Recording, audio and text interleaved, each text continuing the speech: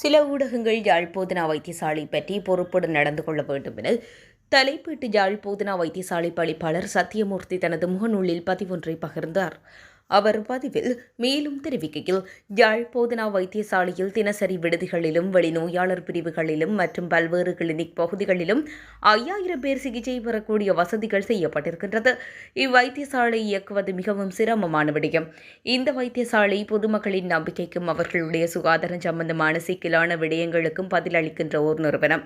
இங்கே 2000க்கும் மேற்பட்ட உத்தியோகத்தர்கள் கடமையில் இருக்கின்றார்கள். இவ்வாறு சுறுசுறுப்பாக அர்ப்பணிப்போடு கடமையாற்றுகின்ற இந்த நிறுவனம் பற்றிய உங்கள் கருத்துக்களை பொறுப்போடு எடுத்துரைப்பது மிகவும் முக்கியம்.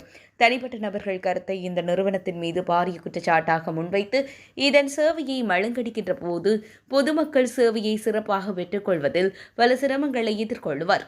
ஆயிரக்கணக்கான ஊழியர்கள் சோர்வடைந்தால் அவர்களால் சிறப்பாக கடமையாற்ற முடியாத நிலைமை ஏற்படும். வேலைப்பளு காரணமாக சமூக ஊடகங்களில் வருகின்ற எல்லா விடயங்களையும் பார்வையிட்டு இவற்றிற்கெல்லாம் பதிலளிக்க முடியாத நிலை காணப்படுகின்றது என்பதை தெளிவுபடுத்த விரும்புகின்றேன். ஆகவே பொதுமக்களின் வைத்தியசாலை பற்றி எல்லோரும் பொறுப்புணர்வோடு நடந்து கொள்ள வேண்டும் என குறிப்பிட்டிருந்தார். குறித்த பதிவுக்கு பலர் உடனடியாக பதிலளித்திருந்ததனை அவதானிக்க முடிந்தது. ஊடகங்களை அடக்காமல் நீங்கள் உங்கள் கடமைகளை சரியாக செய்யுங்கள். வைத்தியசாலை வைத்தியர்கள் மேல் முன்வைத்த குற்றச்சாட்டுகளுக்கு பதிலளிக்காமல் ஊடகங்களை குறை கூற வேண்டாம். மருத்துவ மாஃபியாக்களுக்கு நீங்களும் உடந்தையா என பலரும் கேள்வி கேட்டு பதிவிட்டமையை அவதானிக்கக்கூடியதாக இருந்தது.